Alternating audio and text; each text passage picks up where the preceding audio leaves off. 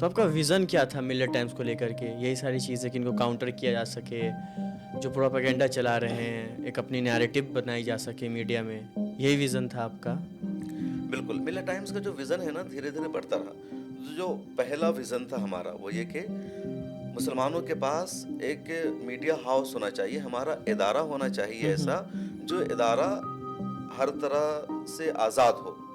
چونکہ جو پہلا خیال آیا کہ آپ کو اپنا ایک ادارہ شروع کرنا ہے تو وہاں ہمیں یہی لگا کہ کسی کے ماتحت چل رہا ہے، کہیں سے فنڈنگ کا دباؤ ہے تو مکمل آزادی نہیں. تو جو پہلا ہمارا مقصد تھا کہ مسلمانوں کے پاس اپنا ایک میڈیا پلیٹ فارم ہونا چاہیے جہاں ہر طرح کی آزادی ہو اور بالکل صحیح انداز میں مکمل آزادی کے ساتھ کوئی بھی اپنی بات کہہ سکے، کوئی بھی آرٹیکل لکھ سکے، کسی طرح کا پریشر نہ ہو.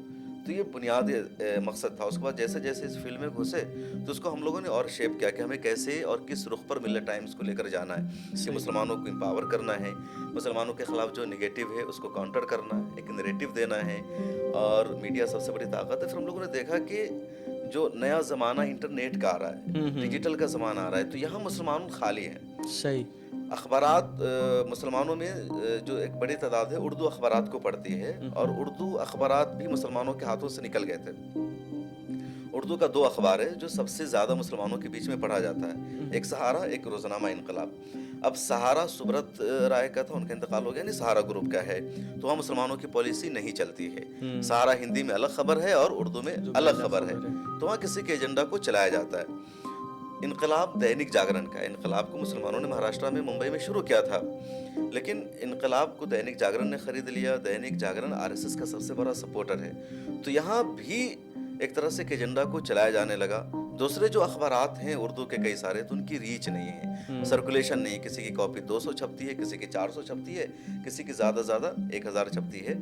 ساؤتھ میں کچھ اخبارات ہیں جن کی پوزیشن ٹھیک ٹھاک ہے، جیسے حیدرآباد میں سیاست ہے، منصف ہے یا سالار ہے بنگلورو میں. تو مجھے لگا کہ میڈیا میں مسلمان بالکل زیرو ہیں.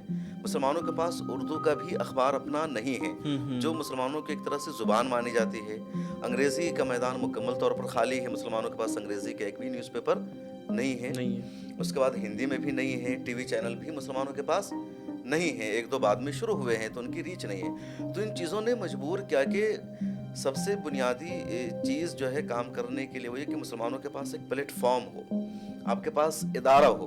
کیونکہ اگر آپ کے پاس ادارہ ہے تو آپ پالیسی میکر بنتے ہیں، آپ کسی سے بھی کام کرا سکتے ہیں اپنی آئیڈیالوجی کے مطابق. جس طرح ہم دیکھتے ہیں کہ آج تک میں کوئی کام کر رہا ہے اور وہ مسلمان ہے، اس کے باوجود اس کو وہی بولنا پڑتا ہے جو اوپر سے کہا جاتا ہے.